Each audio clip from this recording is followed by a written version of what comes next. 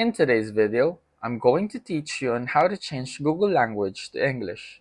For this tutorial, I'm using a PC, so let's start.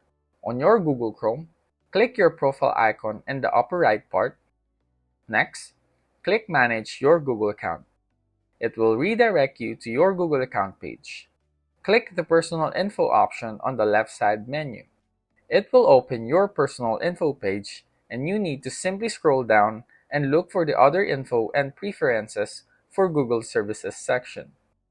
Under it, click the Language option for General Preferences for the web.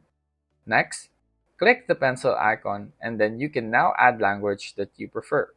After choosing the language, then click on the Save button. But what if your Google is currently set to another language instead of English? Then you can do this one. In your Google browser, click on the three dots icon at the top right corner. Next, click the gear icon, which is the settings option in the drop-down menu. Now in this page, click on the icon right here or with the letter A icon. It may be a globe icon for you, but it is the language option.